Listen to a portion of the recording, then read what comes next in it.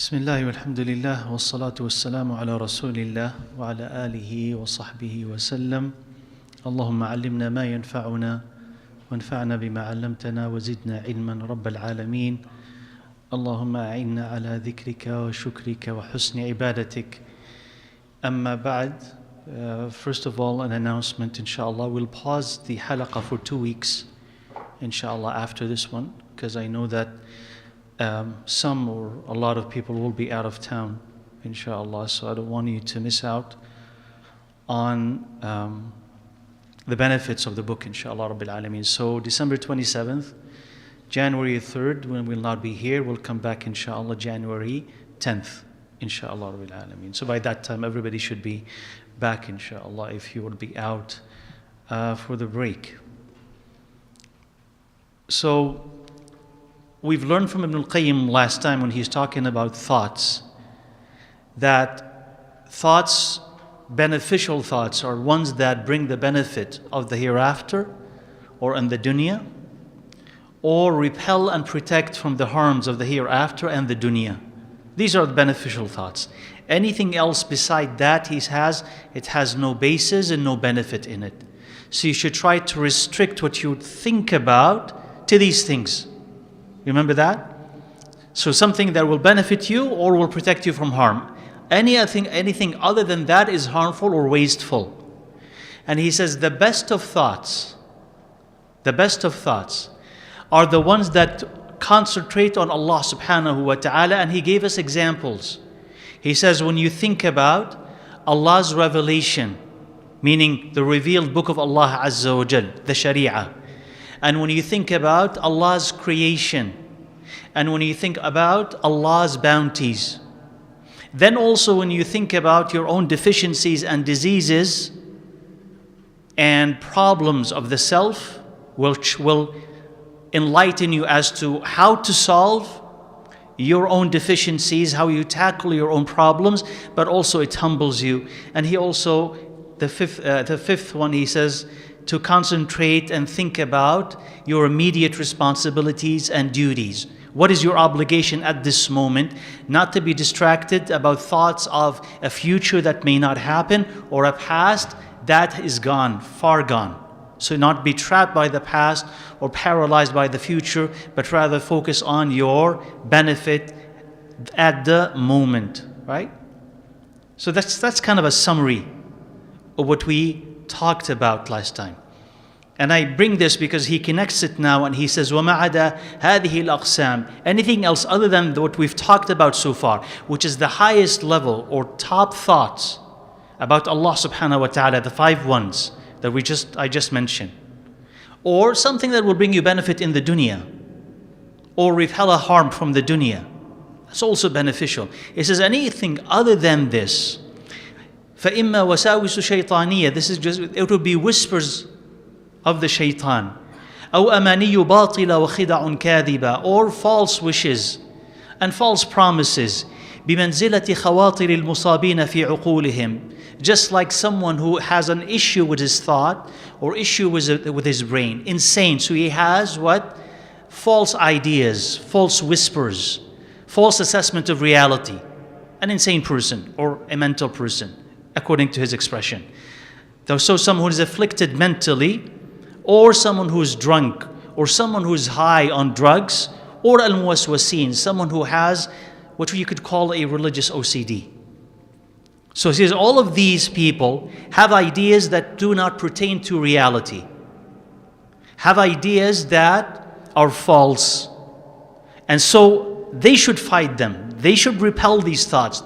They should combat them and not surrender to them. So here is the beneficial thoughts about Allah Azza wa Jal, about what benefits you in the dunya. Anything else, he says, what comes from the shaitan or is basically baseless, and you should not listen to it. So someone who's drunk, well, of course, if he's drunk, he's not going to have the capacity to ascertain what is real and what is not. But you looking at him, you would say what? You shouldn't listen to these thoughts. You shouldn't listen to your mind, because whatever is coming into your mind is false, right? So that's an example that is visible, that you can see, and learn from. Similarly, those who are high on drugs, al-muhashashin, those who take hashish. So their judgment is what? Flawed. Their assessment of reality, what they think they can do or cannot do, is flawed. So he says that was not related to reality. So that should be also dismissed. Similarly also, someone who has OCD, obsessive compulsive. So they perform full wudu, yet they say, I didn't. Something is wrong with it. Or they purified themselves properly, yet they say, no, I must have not. Maybe there's a drop, maybe there's a trace. So that also is baseless. As someone who is starting to feel something like that, or is feeling or undergoing that type of mental anguish, should necessarily know that these thoughts are baseless, should not be listened to, should not be affirmed, confirmed, should not be even entertained. Once you perform a wudu, you're done with it, right? You're done with it. And if you know the bottle, this one, 500 ml, you need less than that for wudu. For a full wudu, actually the Prophet ﷺ would perform full wudu with water less than this. So this tells you that you don't need a lot of water for wudu, right? And it also tells you that you don't need a lot of effort for purification. Not to the extent that it would paralyze you physically and torment you mentally. So you can't even leave the bathroom or perform wudu. So these ideas, you must know, are not based on reality. They're just in your head. And they're not beneficial. So if you fight them and keep fighting them and ask Allah's assistance against them, you eventually will be able to overcome them. It may take some time. It varies from one person to the other, but it definitely, bi'idhnillah azza wa jal, it will go away. So he says, any other thought that the ones other than the ones that we've talked about is harmful and is non-beneficial. And once you actually discover that they are non-beneficial, have no reality, you will be relieved, or you will be frustrated by the fact that you've entertained them. He says, وَلِسَانُ حَالِ هَؤُلَاءِ يَقُولُ عِنْدَ انْكِشَافِ الْحَقَائِقِ. He says, and those who discover that reality after spending years and years or days and days with these types of thoughts that are baseless, he says, they'll be like the poet who said, إِنْ كَانَ مَنْزِلَتِي فِي الْحُبِّ عِنْدَكُمُ مَا قَدْ لَقِيتُ فَقَدْ ضَيَّعْتُ أَيَّامِي أُمْنِيَةٌ ظَفِرَتْ نَفْسِي بِهَا زَمَنًا وَالْيَوْمَ أَحْسَبُهَا أَضْغَاثَ أَحْلَامِ. He says, if the love that I'm gonna get with you is reflected by what I had experienced loving you so far, then indeed I have wasted my days. So what he's trying to say is what? He says, so and so is love with another. And he's hoping that one day they will be together. But meanwhile, he's saying, I'm experiencing hardship with loving you. For instance, I call and you don't call me. I go after you, but you run away from me. I'm tormented by that love. I'm troubled by that love. He says, so if the love that I'm gonna get from you, eventually, if I end up getting it, if this reality now is indicative of the love that I will get from you, then I'm wasting my days. Right? Like, what I want from you is what? Bliss and happiness and companionship and all of this. But so far what I got from your love is what? Agony. So if this agony is going to predict what is going to come later, then I'm wasting my time with you or waiting for your love. He says, أُمْنِيَةٌ ظَفِرَتْ نَفْسِي بِهَا زَمَنًا. He says, it's a wish that I've enjoyed for a while, but now I think it was a bad dream. Right? I thought that I'm going to get something, and I've covered up all the agony with the hope that it's going to be different later. But now as I realize, no, this agony is reality, it seems that what I've wanted to get, what I've promised myself, is just really was a bad dream. Has no reality to it. That is, whenever you entertain a thought, and that thought is false, and it becomes like a drug, eventually when you wake up, you'll realize that you have wasted your time. That thing has no reality to it. And this is like anything you say, as we talked about last week, anything that you promise yourself that you're going to get. Eventually I will do this, eventually I will be that. But it's based on no reality and no effort. It becomes like a drug that you live on that could sustain you, but eventually will fail you and steal your life from you. So if that thought is not based on reality, not based on effort, not based on sound assessment of the world around you, then that is what a false, troublesome, wasteful thought. قال واعلم أن ورود الخاطر لا يضر وإنما يضر استدعاءه ومحادثته. And he says, and know that a passing thought is not harmful. What is harmful is what? To invite it and engage it. فالخاطر, and this is important, this image. He says, وَالْخَاطِرُ كَالْمَارِّ عَلَى الطَّرِيقِ. He says, a passing thought is like a passerby, like a traveler. فَإِن لَمْ تَسْتَدْعِهِ وَتَرَكْتَهُ مَرَّ وَانْصَرَفَ عَنْكَ. He says, if you don't invite them, and you just let them pass, they will leave, and they will not harm you. But if you invite them, they will charm you with their speech, and then deceive you. So you're just sitting. That's an image. You're just sitting. Somebody passes by. He says, that's a passing thought. If you don't engage that person as they are walking by you, they'll keep walking and they will leave. They didn't harm you. But he says, if you stop them and you start talking to them, you have nothing better to do, you're bored. Hey, stop, come. What's your name? What do you do? Where are you going? You're asking for trouble. He says, why did you stop him? So he says, just a passing thought is like that. If it comes into your head, let it go. Don't hold on to it. Especially if it's harmful. It's haram. It's wrong. Don't engage. And if you don't engage, you dismiss it, you think about something else, you preoccupy yourself with something useful, that thing will not settle.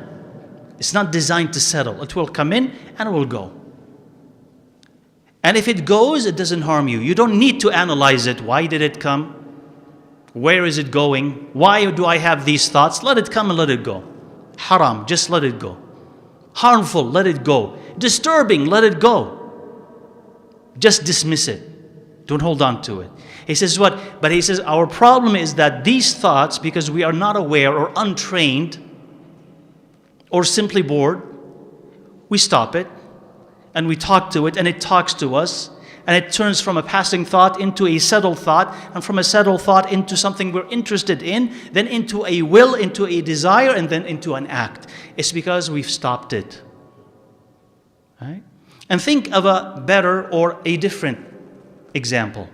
Think of a cook, a chef, even if you're not a cook yourself, but you'll understand, you'll be able to relate to it. So you're standing over the pot and you're cooking and you know the recipe, you know what you're cooking, but you left the door open. Somebody comes in, you know or you don't, he throws in an additional ingredient into your recipe, into your pot. You don't stop them, but you keep cooking. Somebody else comes, throws another thing into the pot. You keep stirring and cooking, and you start smelling something bad coming from the pot. And your eyes start to tear, and you start to be disgusted by the smell, by the appearance, but you keep cooking. And not only do you not stop cooking, but when it's done, you actually start eating it. And you're agonizing over that taste. You're troubled by it. You want to vomit. You're crying. And yet you keep eating. And the question here is, why did you allow them to put something into your pot? And why did you keep cooking it? Why did you keep cooking it? So in your mind sometime, you can catch yourself saying, why am I thinking about this? Why am I thinking about this? Why did I allow my thought to lead me rather than me leading them? How many times you can catch yourself fighting with someone in your past? He said this to me, and I said that to them, and then that happened, and that happened. And if it were another way, I would have said something different to them, and how dare they say that to me? And then you stop yourself saying, but this happened to the past, and I'm angry now. And I'm still angry over it. And you revisit these fights, and revisit these insults, and you revisit different scenarios. And what if something different happened? And then you wake up and you say, why am I thinking about these things? Who planted that into my head? And why did I agree to something that would upset me so much? Because you're angry at this moment. Or thinking about something haram at this moment that should have happened, might have happened. So it's a pot that we are cooking, and somebody else is putting in the ingredient, and known to us or unbeknown to us, we are cooking all of that and then drinking it and eating it and then being revulsed by it and sick because of it. So rather than being led by your thoughts, stop and say, why am I thinking these things? And lead your thoughts. You know the difference? It says, I should be thinking about this, not that. So you stop. You catch yourself and you say, this is haram, stop. This is harmful, stop. This is causing me sorrow for no need, for no reason, stop. This is causing me anxiety for no reason, stop. And think about what benefits you. احرص على ما ينفعك. Hold on to what benefits you. Run after what benefits you. And if your thoughts are harmful, stop thinking these thoughts before they develop into something that will truly torment you later and be something out of hand. And something connected to it, which people ask sometimes. People sometimes ask, and maybe even in this halaqah you might have heard that question, which is, are these thoughts mine or the whispers of shaitan? Right? Like this thing that I'm thinking, did it come from me or the shaitan? And I typically give an answer, but I want to refine it. And I'll tell you what the answer was and why I need to refine it a bit. The answer was, it doesn't really matter where it came from. Deal with the thought now. Why doesn't it matter where it came from? Because it's hard to ascertain a lot of times where it came from. It could come from you, it could come from the shaitan, but either way, if it is bad, the shaitan is with it. Either the one who invented it or the one who's amplifying it. Right? If it's something bad. So it doesn't matter if you want to investigate something that is hard to investigate. It doesn't really matter if you want to trace it. What you need to do is deal with the thought as it is right now. And if the thought is bad, if you repel it, if you save yourself from it, then you don't need to worry about where it came from. Right? Now, for some, it really troubles them. Right? Because they're stuck.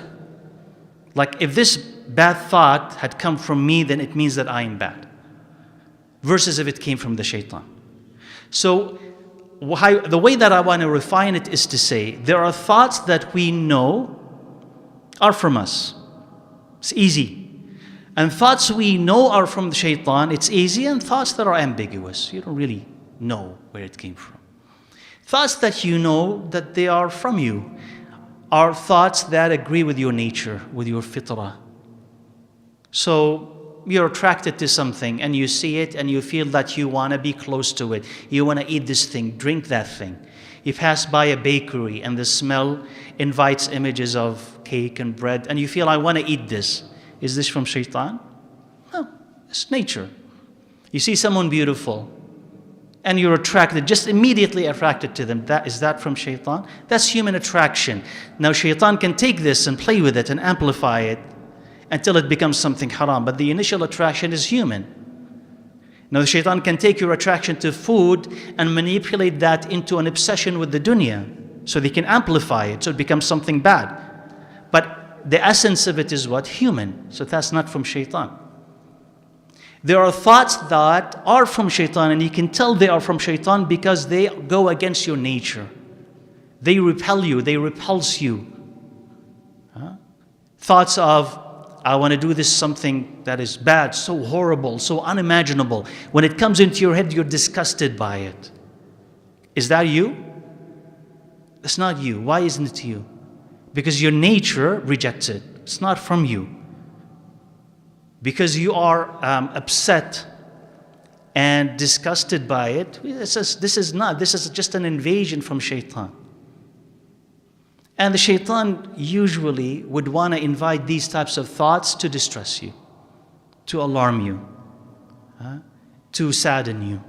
And that's the general objective of shaitan. And you have things in the middle, which you can't really tell if it's from you or from shaitan. But they are usually not those troublesome kind of thoughts. Like a thought in your head about, does God exist or not? Is that from you?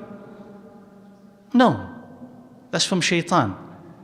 Is there heaven, is there hell, is there angels or not? Anything that doubts the Sharia, is that from you? No, it's from shaitan. How do you know it's from shaitan? Because you're troubled by it. You're troubled by it. You don't really want that. You did not invite it. You didn't seek it. It's from shaitan. But if you entertain it, it becomes yours. Right?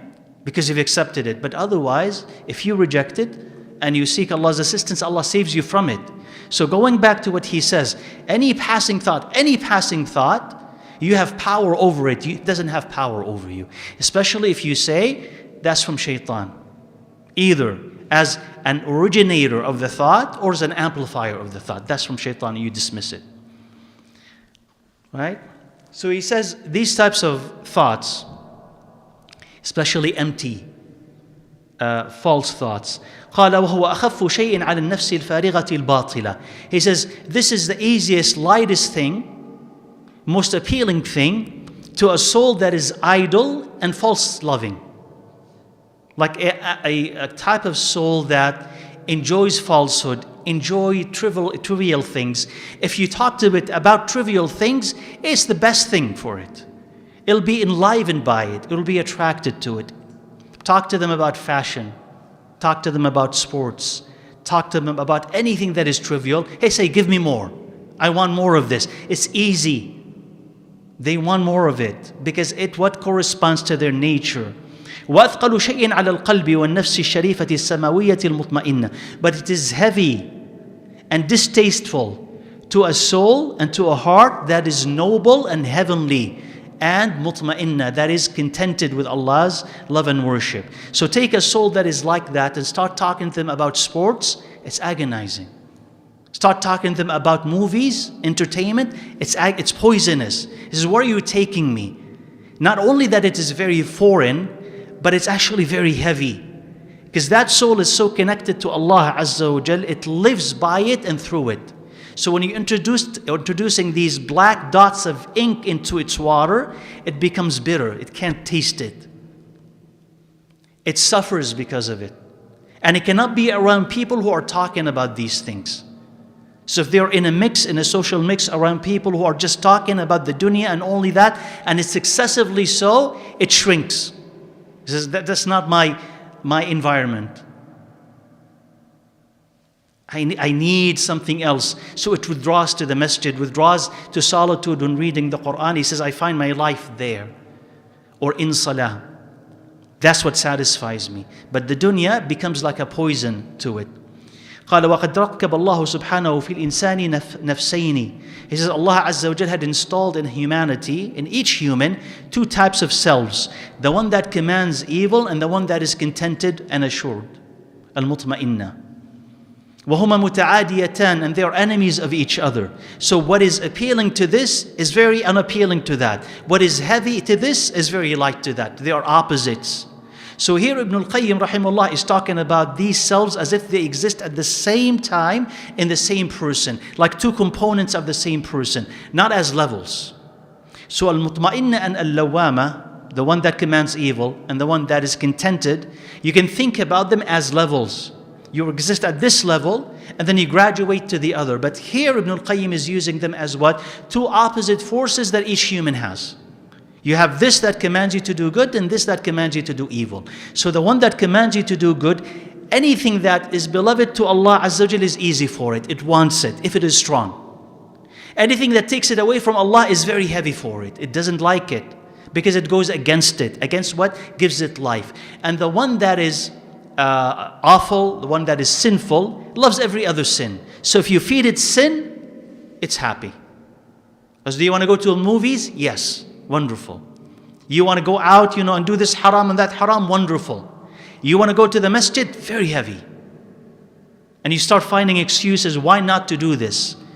You want to spend this money on haram? Yes, hundreds of dollars. No problem. You want to give $50 for halal? You start finding excuses why not to do so. Why is halal heavy and haram very light? The nafs likes this and hates that.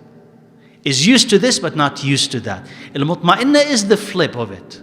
Al-mutma'inna finds virtue easy and beloved, and finds sin distasteful and hard. So it's kind of like a magnet to virtue. It pulls it. And the opposite pole to sin, it repels it. Right? قال فليس على النفس الأمارة أشق من العمل لله. He says the one that commands evil finds nothing harder than pleasing Allah subhanahu wa ta'ala and putting what Allah loves before what it loves. And that is the most beneficial thing for it.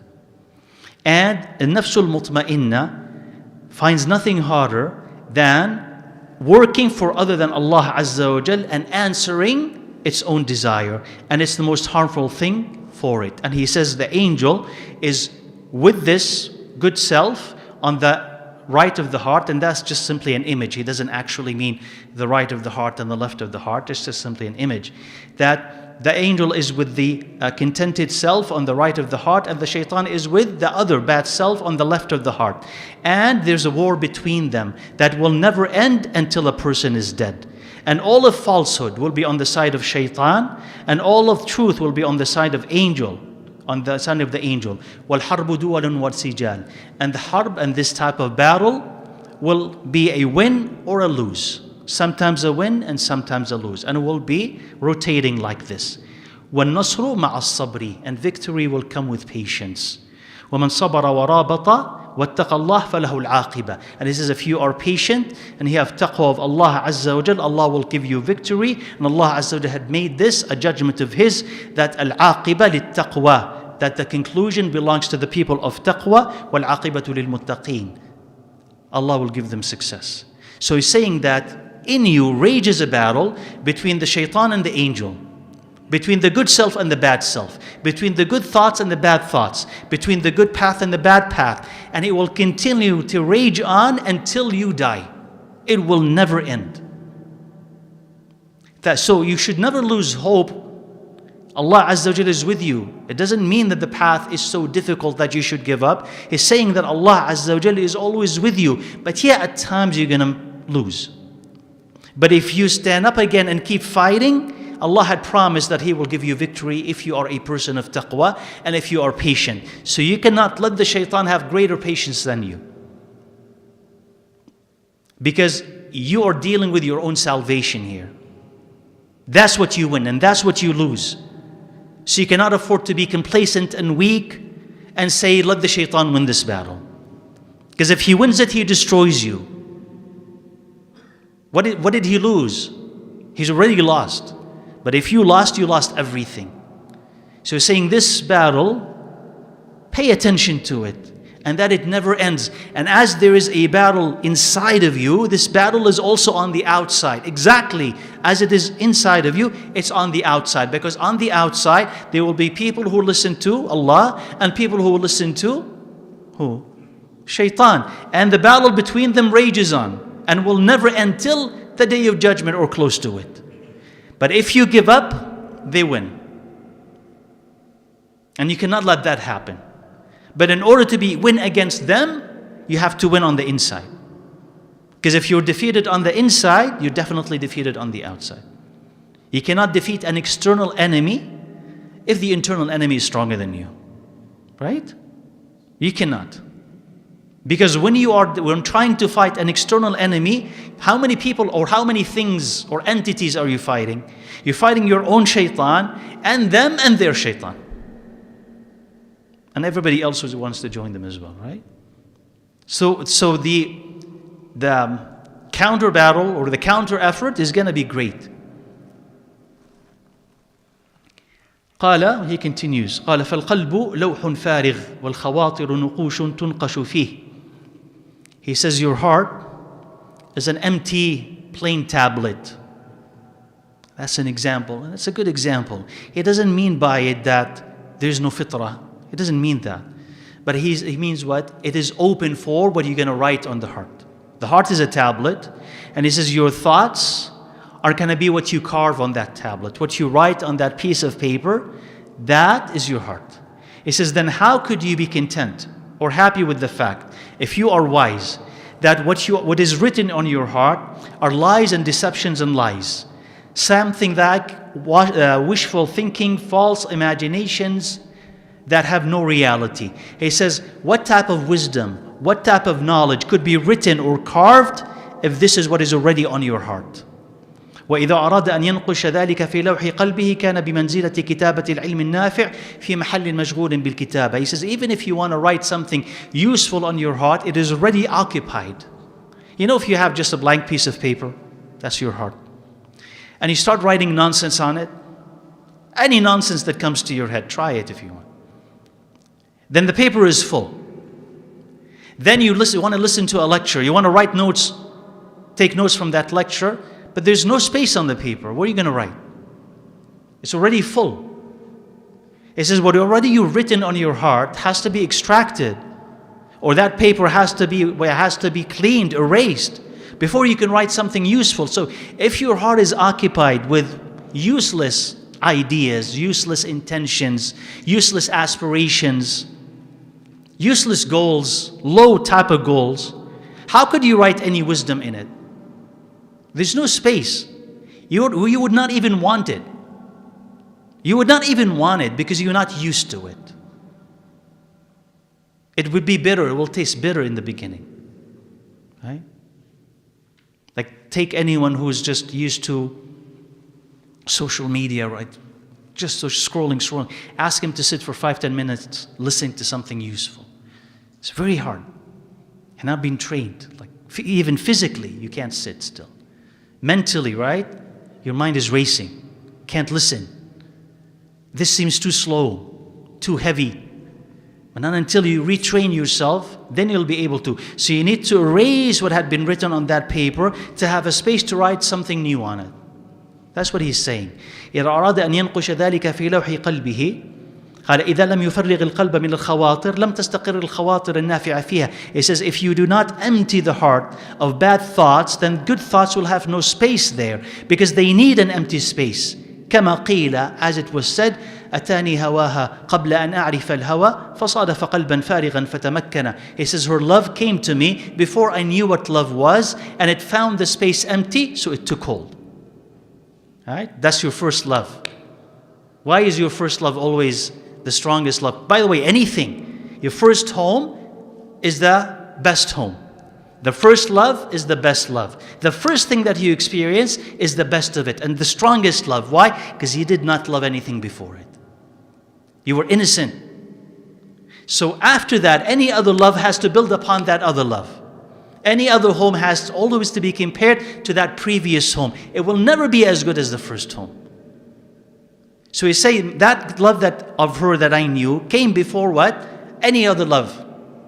And because it was empty, it took hold. So that's what he's saying. When your heart is empty, meaning empty of distractions, of falsehood, of nonsense, right?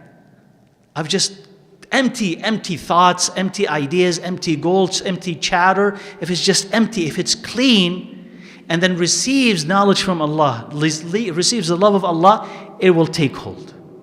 But if it's full of weeds, and it's not cleaned, it needs to be cleaned first before anything useful can be planted in it. It needs to be erased before anything useful can be written on it. Right?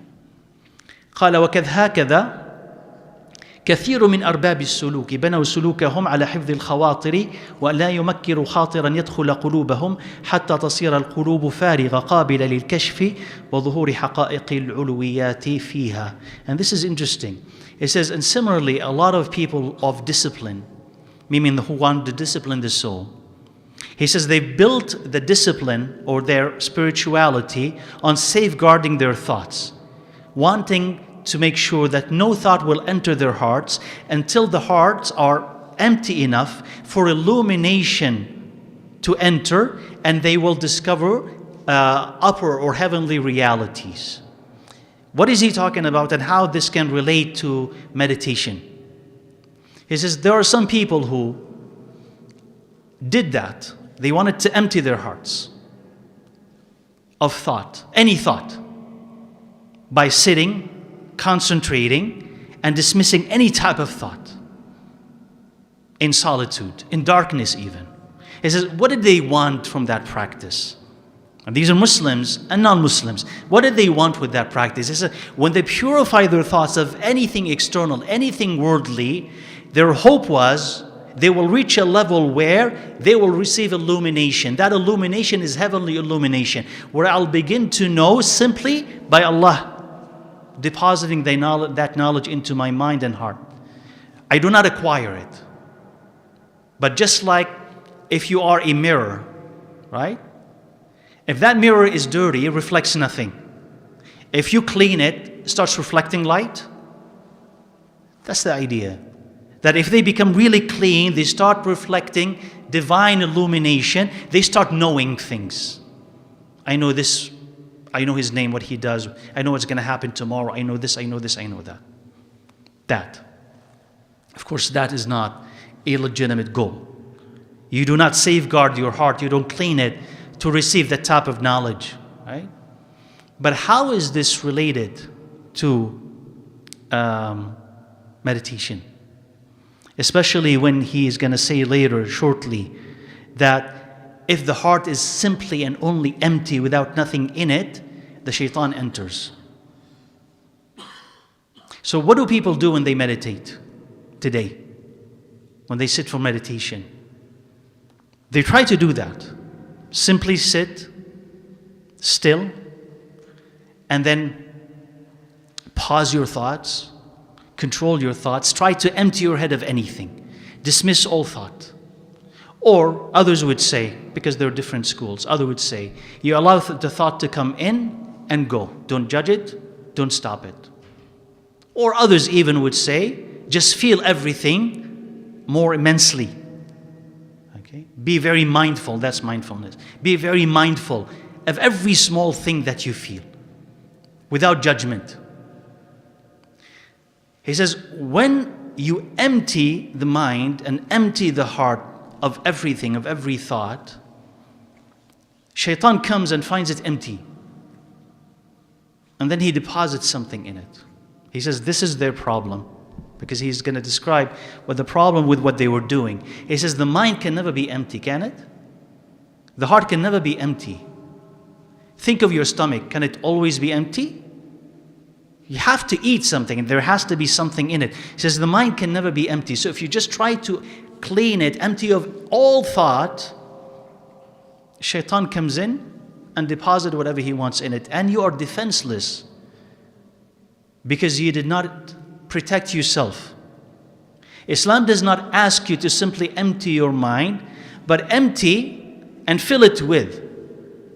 Right? Empty and fill it with. Fill it with what? Fill it with Allah's love, Allah's fear, fill it with knowledge. Replace the bad with the good, don't leave it empty. Right? So he says, and they will come to this, هؤلاء حفظوا أشياء وغابت عنهم أشياء. He says those people who are trying to do this, meaning empty their hearts, empty their minds completely, strip it of all thought, in order for them to receive that divine gifts, he says they knew one thing but ignored other things. Because if they empty the heart from every thought and they became or they remain empty with nothing in them, the shaitan will find it empty and will put in it the seed of falsehood in molds that he will fake as the noblest of things.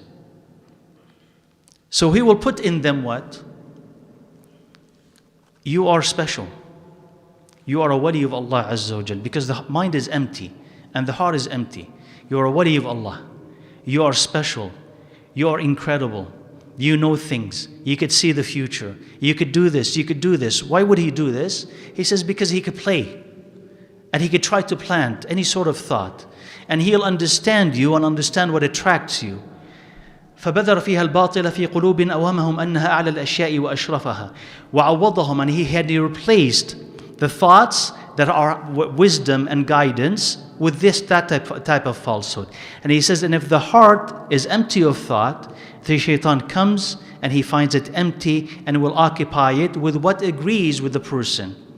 So he understands you and he understands what will attract you.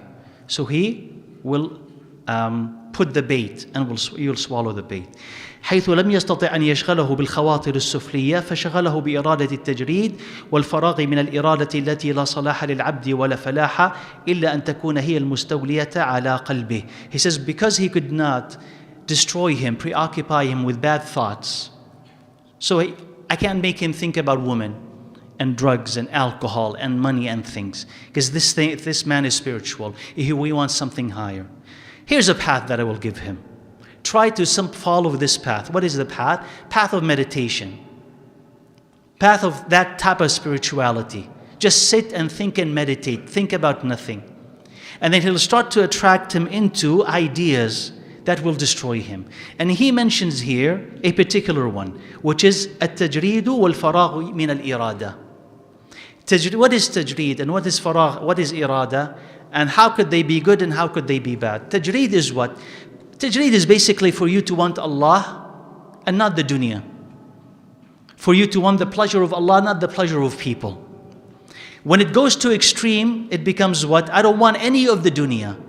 Nothing of it, including marriage, including work, including any type of money, including seeking knowledge because it distracts him from Allah.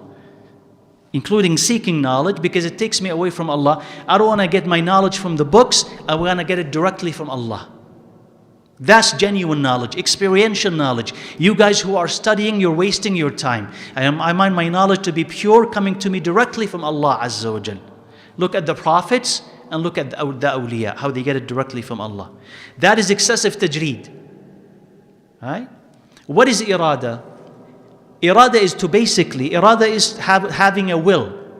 The good irada is for your will to be the will of Allah. Meaning if Allah says this is halal, you want it. This is haram, you don't want it. That's the proper irada. Where your irada coincides with the irada of Allah. What is the bad one? The bad one is for you to think that whatever happens on earth is Allah's will, so it must be my will as well. Meaning, someone is sinning, let him. That is Allah's will. Haram is taking place, you can't object to it. That is Allah's will. You cannot fight against this. This is Allah's will. You cannot command this. This is Allah's will. So they go with Allah's destiny. Even though they could fight Allah's destiny. With Allah's destiny. You understand? Like if someone is sick, do you seek medication? Yeah. Is it haram? No. But then they will surrender to the fact that this is Allah's will. So you surrender to it. So they go with Allah's decrees or Allah's destiny, even though they could change it. He says that becomes their irada. Right? They surrender to whatever they see in front of them. He says, to the extent that they have no will of their own. What do you want? I want nothing. Right? Like, what do you want? I want nothing. I only want what Allah wants. So they have, I don't desire to get married. I don't desire to succeed in this. I don't desire to have that. I'm just going along with whatever Allah wants of me. Thinking that this is what? This is purification of one's desire. And that is a wrong understanding of desire. Yani the Prophet ﷺ, he said he loved women. He loved certain types of food. He loved perfume. He had an irada. He had a will. He had an intent. Right? And that was distinct of him personally and also distinct of him as a human being. So he says he wants to convince them that they have no this is that type of tajreed and this is that type of irada. Meaning think of yourself as what? Nothing but what Allah wants from you to happen. Just go with the flow. He says, but the proper thing is that a person should have a will, and that will that should overtake his heart is to want what Allah Azza wa Jal wants religiously. and to love what Allah wants and be happy with what Allah is happy with, and to occupy the heart with it, and to know that in detail, and to try to execute this and implement it, and to try to invite people to it, and to fight the shaitan when he's trying to misguide you and take you away from it. But if you consider that all of this is part of the dunya, and you should look at it with disdain, like commanding good and forbidding people. Oh, this is what? Preoccupying yourself with people. You shouldn't be looking at them. You shouldn't be distracted by them. Focus on yourself. Focus on Allah Azza wa Jal. You have a wrong idea of what Allah loves and what Allah hates, and a wrong idea about good thoughts and bad thoughts. قال وهيهات إنما الكمال في ابتلاء القلب والسر من الخواطر والإرادات. He says, no, perfection is when your heart is full of thoughts and ideas and intentions that please Allah subhanahu wa ta'ala and the ways to reach it. فَأَكْمَلُ النَّاسِ. He says the best of people are the ones who have the greatest thoughts and ideas and wills to please Allah Azza wa Jal. And the worst of people, or the most deficient of people, are the ones who have the least of that, or the thoughts that concentrate on their own desires and what they want to do. Right? So the issue here, right, with meditation is what? Going back to it. Meditation is value-free. What do we mean by that, value-free? Is meditation on its own moral? Is there any morality in it? No, it's just a mechanism, right? It's just a mechanism. It's just to calm your nerves, to calm you down, but it has no morality to it. So when a person meditates, just simply meditates, and they just empty themselves of thought, they leave themselves defenseless against the attack of shaitan, who comes and finds someone who is weak, without thought, without intent, without a moral direction, and he says, let me play with them and plant with them this type of thought and that type of thought. And if they accept it because they are receptive, I can lead them into their ruin. That is the problem with this type of meditation. In addition to the fact that meditation is extracted from a moral system, and that moral system is what? Where does it come from? Where does meditation originally come from? Buddhism and Hinduism. It is extracted from a moral system, and it is there to serve a moral purpose. But when you extract it from that, it becomes what? A tool, but without direction. To do nothing. What do you want to do with it? Almost nothing. It's almost nothing. So you can meditate to do good things, and you can meditate to do really bad things, depending on music. Just like music. Right? Just like music. Is music moral? No.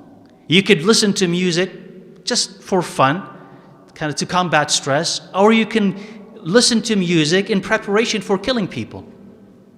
Right? There's no morality to it. You could use it for whatever reason you want. Meditation, you could use it for whatever reason you want. You can meditate in order to assassinate a person, just to calm your nerves, deal with your fears. There's no morality in it. So if the shaitan invades your heart while you are meditating, he takes hold. So our answer to stress or anxiety is not meditation. So okay, I have bad thoughts, bad anxiety. What do I do with it? Is you replace it with good thoughts. Just like he talked about the heart. If you have bad writings on your heart, what do? You need good things in it. So you slowly start to erase or remove the bad thoughts and introduce good ones. And you keep doing this, right? Take the example, let's say, of moving from a bad diet into a good diet. So you're eating bad food. That's affecting you. So you want to start eating good food. What do? You start buying more good food. But it's really hard to get over your addiction to bad food. So sometimes you're going to cheat a little bit and eat some bad food. But you'll come back and eat the good food. But the more good food you eat, the less desire you will have for bad food, especially when you see the results. And especially if you are patient and if you have the will to do this, you'll continue to do it, and you increase the percentage of good food against bad food until eventually the bad is minimal and the good is maximum. And then eventually there's no bad food at all and it's all good. Thoughts are like that. Bad actions are like that. So you're doing something bad, or you're thinking about bad things. What do I do to stop it? or it's just not going to go away on its own. So Ibn al-Qayyim told you, think about other things. Think about the Quran. Read it. Think about the Hadith. Read it. Think about Allah's creation. Just go outside and walk. Drive around. Think about Allah's creation. Even watch programs about animals and the animal kingdom and subhanAllah, the magnificence in it, the wisdom that is in it. And then relate this to Allah Azza wa Jal. Think about what is wrong with you, what is wrong with the way that you think, why you think about these things, how you could stop yourself thinking about the past, the present, the future in harmful ways, how you could think better, how you could stop yourself from thinking these bad thoughts, how not to be led by your thoughts, but leading yourself into better thoughts. And then eventually, as he said, and think about what you have to do at this moment. What is my obligation at this moment? And you do this. What is most beneficial at this moment? And you do this. And if you do this, you replace the bad in your mind, the bad in your heart, the bad in your body with good. And that's how you fight your mind to be able to think better. And the last thing he mentioned, rahimahullah, he says, وَهَذَا عُمَرُ بْنُ الْخَطَّابِ كَانَتْ تَتَزَاحَمُ عَلَيْهِ الْخَوَاطِرُ فِي مَرَاضِ الرَّبِّ تَعَالَى فَرُبَّمَا اسْتَعْمَلَهَا فِي صَلَاتِهِ. He says, Umar ibn al-Khattab radiyallahu anhu, he says, at times, his thoughts would be so congested, and this needs to be understood. His thoughts would be so congested, so he combined them in ways that would please Allah Azza wa Jal. So maybe perhaps he would use that in his salah. He used to, at times, not all the time, but at times, he would prepare an army or think about how he would divide an army in the salah while he's praying. He says, so Ibn al-Qayyim says, فَيَكُونُ قَدْ جَمَعَ بَيْنَ الْجِهَادِ وَالصَّلَاةِ. So he was combining between jihad and salah. قال وهذا باب من تداخل العبادات في العبادة الواحدة. And he says that is a section or a way of combining multiple ibadat in one ibadah. So this is Ibn al-Qayyim's opinion and what Umar ibn al-Khattab radiyallahu anhu would happen or would do at times. What would he do at times? This would happen to him when he was what? A Khalifa. So at times when he's a Khalifa, he in the salah, he'd be thinking about the army, how to divide, organize the army, how to distribute the sadaqah, how to do this, how to do that. So Ibn al-Qayyim's opinion, that is one way to look at it. He's saying Umar ibn al-Khattab radiyallahu anhu was doing what? He was in two ibadahs at the same time. He was doing jihad and salah at the same time. Similar to what? Similar to physical fighting. Like if you're in the battlefield and it's time for salah and you cannot delay the salah, you pray at that moment. So while you are fighting, you're praying, and while you are praying, you're fighting. You're doing two things at the same time because you cannot separate them. So he's saying Umar ibn al-Khattab was so overwhelmed with responsibility, he couldn't separate the two. So while he was praying, he was thinking about jihad. Right? So he's saying that this is tadakhulul ibadat, ibadah being combined at the same time. You can think about it this way, or you can simply think about it that Umar ibn al-Khattab was simply overwhelmed. Like he was a Khalifa, and he was commander-in-chief, and he was the chief economist and everything. So he had little time to be able to organize and think and direct the ummah. He was carrying all that burden almost on his own. He had advisors, but he was the Khalifa. So it's natural for him, like when he goes into the salah, there's not enough time in the day for him to think about all of these things. So he would have to take some of that time in the salah to think about these things.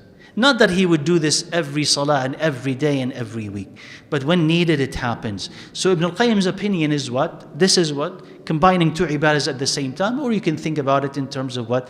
Simply him being overwhelmed, radiyallahu anhu. According to some of the editors' narrations here, sometimes he would forget to read aloud in Salatul Maghrib, for instance, or something. He just would forget. And why is he forgetting? Because he was so overwhelmed by it. Now, this is not an invitation for us to think we're at that level. So in my salah, I'll be thinking about how to divide my money and how to study and how to travel. And that's dunya. He was not thinking about dunya. And you and I are not overwhelmed by the dunya so much that we have to think about it in the salah. Just delay it till after. Because if you think about other thing in your salah, you're not going to get much from it. You're not going to get what you need from your salah. And if you just simply concentrate in your salah, it will give you the insight, the wisdom and the energy to deal with whatever is troubling you once you're done. So if you're worried about anything, and you think, let me think about it in the salah, he says, no, you know what? The solution to it is not to think about it in salah. Because when you ask Allah, Allah will give you the wisdom after. So don't ruin your salah by thinking about the dunya or anything that is troubling you. If you want, ask Allah in your sujood. If you want, bring it into your sujood and ask Allah for a solution. But don't deprive yourself of the benefit of salah by thinking about the dunya. Allah will take care of the dunya if you just simply concentrate on your salah. So we're not like Umar radiyallahu anhu. But the point of ibnalqayyim is what? He says, the most fortunate are the ones who are able to do multiple ibadahs at the same time. Two things, okay? Two birds, one stone. Okay? Not to encourage you to throw stones at birds. But the expression is what? To kind of maximize the benefit. How can I do more with less? So for instance, and if you have examples, let me know. Somebody needs help. Just talking to you, can you help me? Can you do this? He says, you want to help them. You say, meet me in the masjid. After Isha, we'll talk. What are you doing there? You want to help him, but you're bringing him to the masjid and you're bringing him to Isha. You do two things at the same time. Just start thinking that way. So you say, okay, I want to teach my kids Islam. Why stop there? Why not build something that would teach your kids and the neighborhood and other people's kids? Come up with something bigger. So do two things, three things, four things at the same time. So the more that you could do multiple ibadahs at the same time, the better you are. So that's what he's saying. When you start thinking like that, how can I please Allah Azza wa Jal more? That is tadakhul al-ibadati fi al-ibadat al-wahida. You're doing one ibadah, but in fact it's multiple ibadat at the same time. قال وهو باب عزيز. This is a noble, delicate type of effort. The only people who can enter it are those who are honest, and they are smart, and they are knowledgeable, and they have high aspirations. He enters one ibadah and he gets a lot from it. And that is definitely something that you want to work to. Right? So your salah is not just simply salah, it's salah but other things. Your zakah is not just simply zakah but many other things. How is this going to come by? With asking Allah Azza wa Jal and thinking about it, so that you could have the greatest from the effort that you put in, bi'idhnillah Azza wa Jal. Right? Khair, inshallah. So we'll stop here. That's the end of this section. The next one, inshallah, will be about words and preservation of the tongue, inshallah. I mean, in 2 weeks, bi'idhnillah Azza wa Jal. Now, let me know, inshallah, if you have questions. And I hope I was able, inshallah, to kind of convey what I think was ibnalqayyim's really thoughtful insights here. And I would recommend that you kind of go back and you read it, because as you read it, you'll find how relevant it is to what's going on right now, right? And I was hoping to be able to kind of to make these connections. I hope that was clear, inshallah. Yeah. Wa alaikum assalam wa rahmatullah.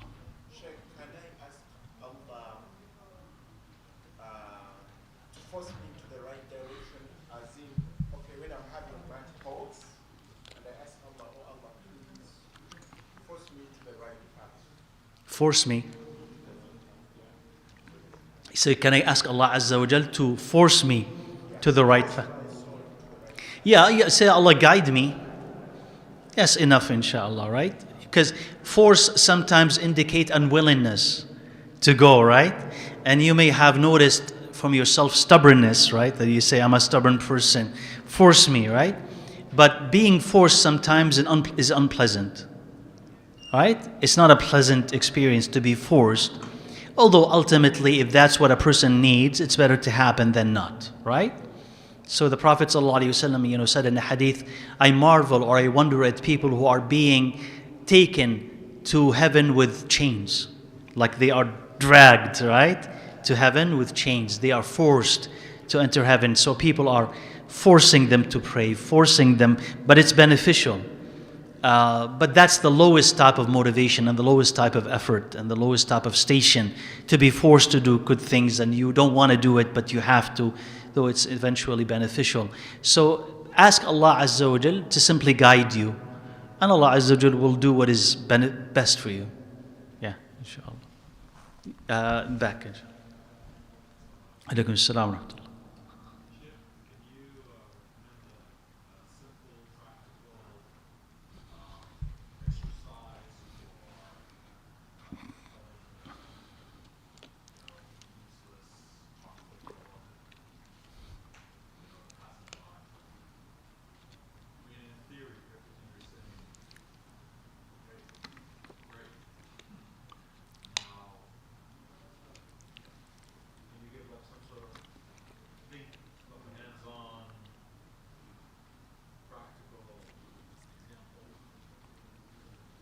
So he says, think of a practical way where one can repel and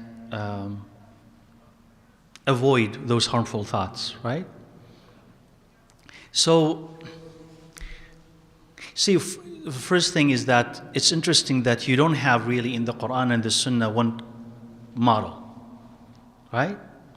To tell you, Wallahu A'lam, that there are multiple models or multiple ways or multiple approaches towards repelling these thoughts, depending on the individual and the thoughts and the gravity and the personality and all of this. But let's think about it. Think, let's say, of Salah as the anchor, the daily anchor, where a person is able to protect pre-Salah, Salah, and post-Salah. So if you can protect that part, so you enter in your Salah and you concentrate on what you're going to be facing and what you want from it. And if you're going to be thinking about something, you're only going to be thinking about something that is useful, nothing that is useless or harmful or distracting. And do the same in your Salah. And do your same post-Salah with the dhikr of Allah Azza wa Jal.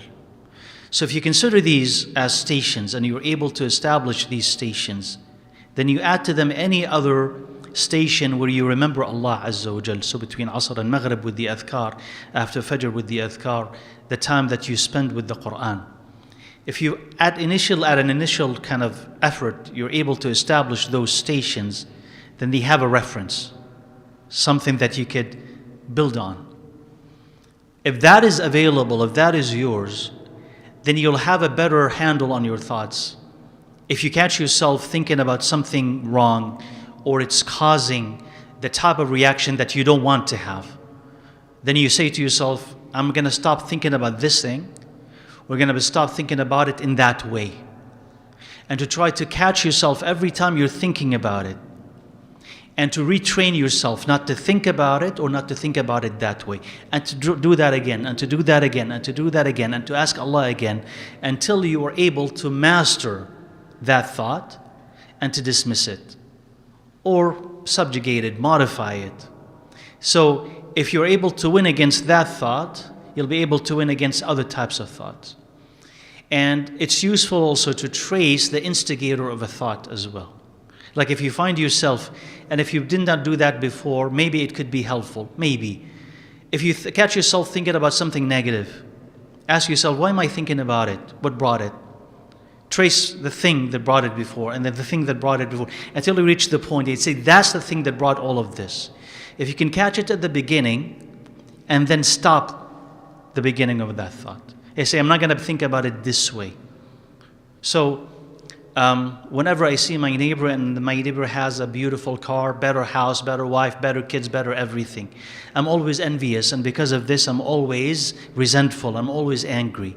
And then, if you're always angry and you don't know why, if you could trace it to the comparison that you have with your neighbor, then you trace it to the fact that maybe you feel that you have missed out on certain things in life and you did not get them, and you did not have this and you did not have that, and you are resentful because somebody did you wrong and somebody took this from you.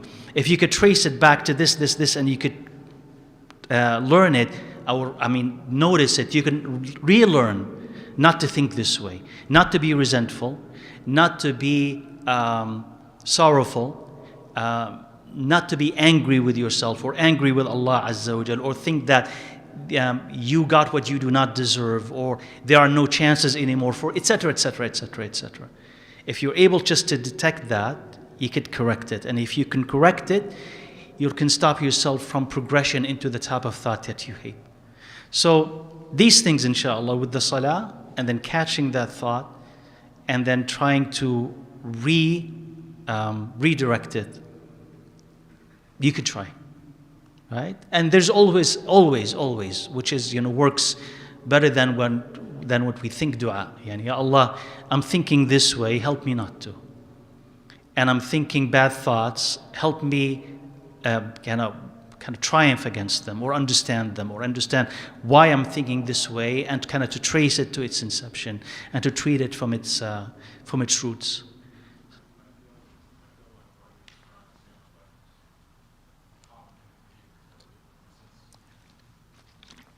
In a sense, think about, without even giving it labels, cognitive behavioral therapy, without even giving it labels, look at what the Quran asks you to do, like deeply, and look at what the Sunnah asks you to do, and it's actually treating you mentally, right? Like how you're looking at the dunya is wrong, it tells you, right? In the Quran, repeatedly, how you're looking at the dunya is wrong. Believing the promises of the shaitan is wrong. Even believing your eyes at times is wrong. You should believe in the promise of Allah Azza wa Jal. So it's always adjusting how you think.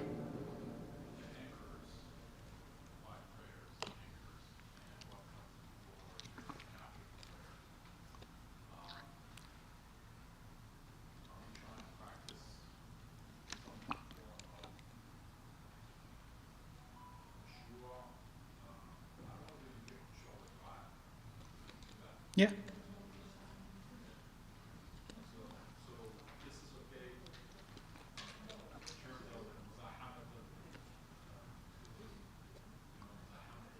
Mm-hmm. Yeah. That's what you're doing. You're pushing away the bad thoughts, the space that you have reserved for the bad thoughts, by instilling good thoughts and instilling them into your day 5 times a day or more.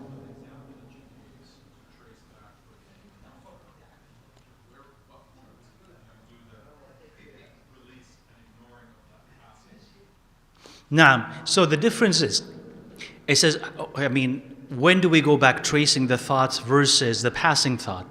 The passing thought is simply a passing thought. It comes and it goes. It's not the one that is causing you agony and distress. The one that is causing you agony and distress is one that already had settled into your heart. You already interacted with it. It's already had caused you harm. The passing thought? How do you ignore the passing thought? So a passing thought gets ignored by simply saying, A'udhu billah, go away, I'm not going to be thinking about this.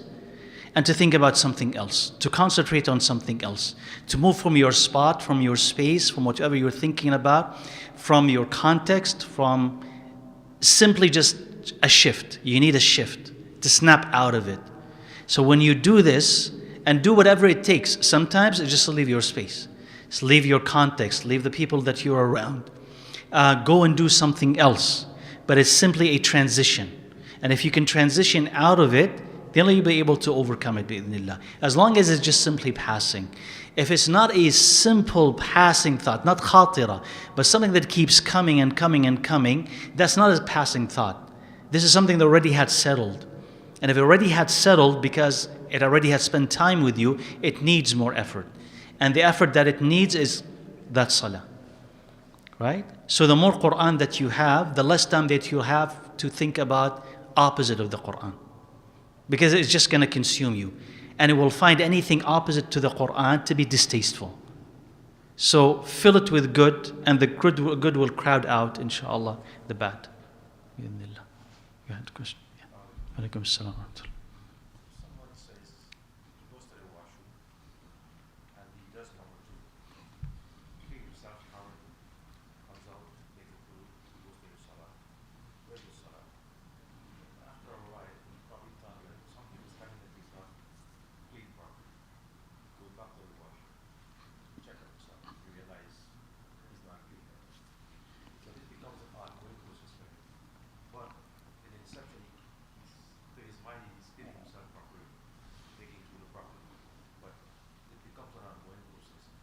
Waswasa. Well, I don't know. What do you think you should do? Is that waswasa or is just Probably waswasa. again?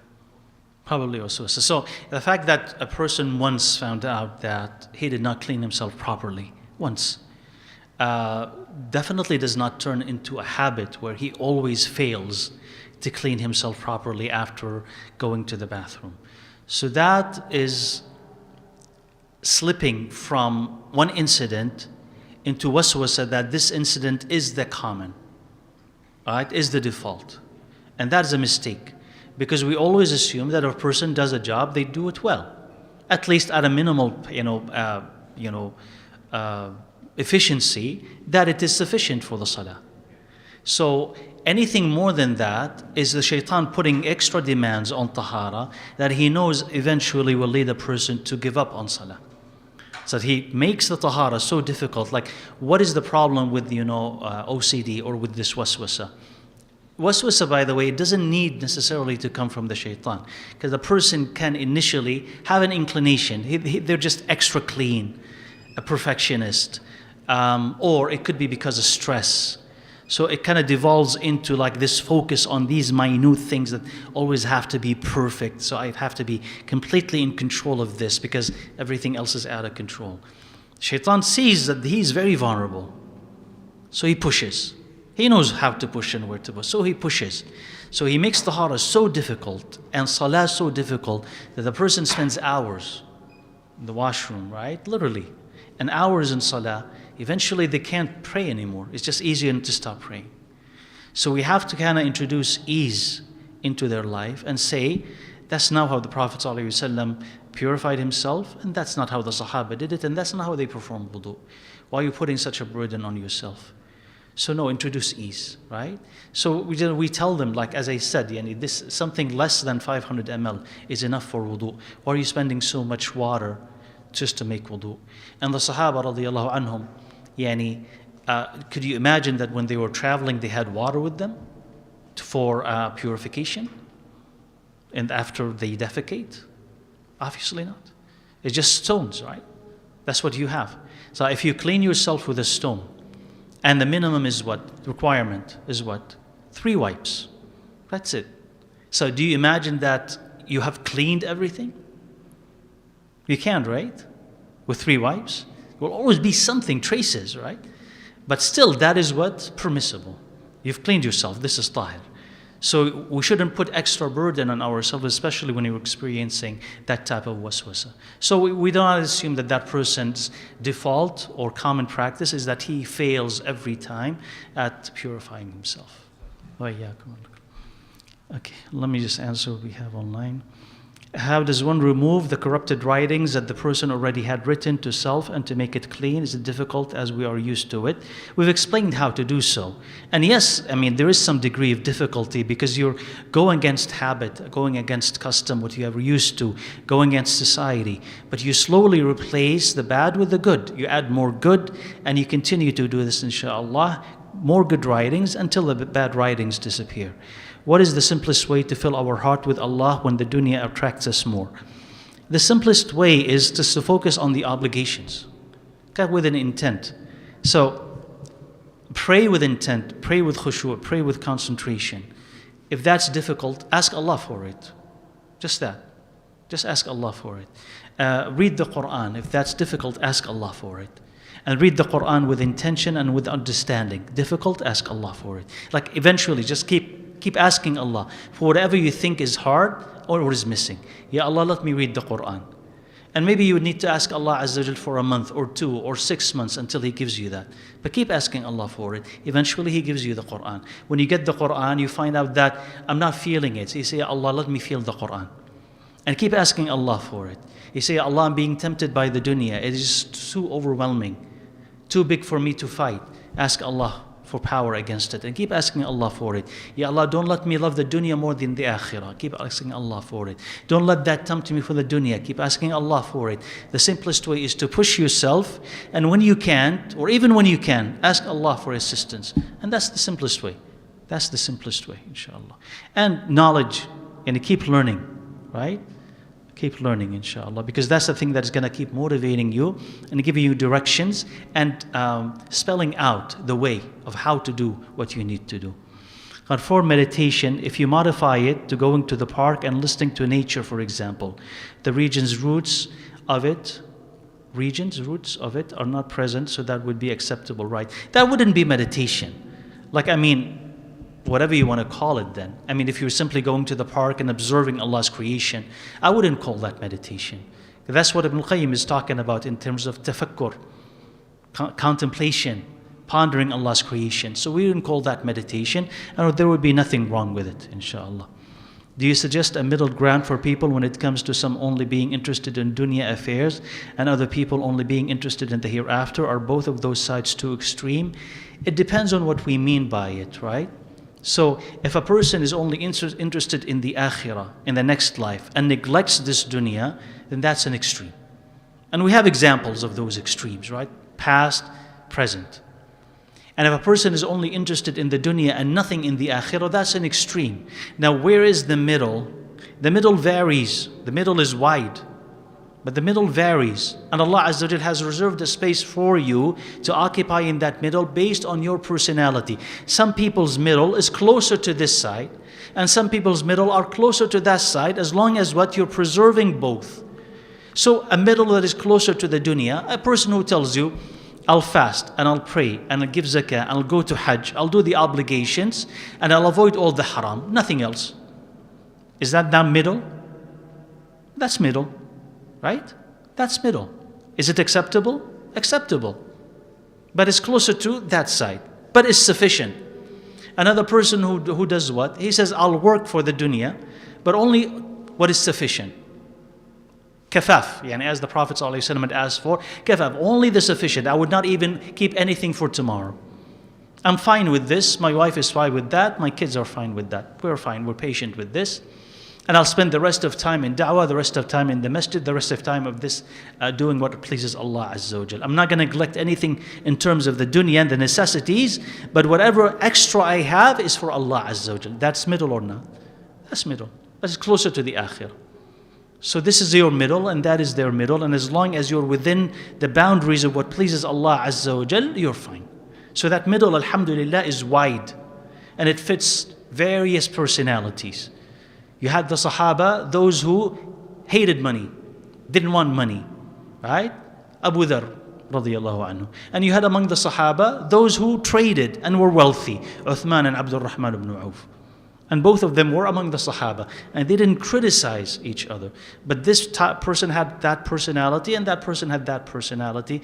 And both of them were acceptable. And the Prophet ﷺ did not condemn either, right? Because he knew that society needs both. So that's the middle, inshallah. Okay. Okay, guys. Any other questions you want to ask? No? Okay. Khair, inshallah. So we're done. We'll see you, inshallah, in about 2 weeks, January 10th. سبحانك اللهم وبحمدك أشهد أن لا إله إلا أنت أستغفرك وأتوب إليك الحمد لله رب العالمين السلام عليكم ورحمة الله وبركاته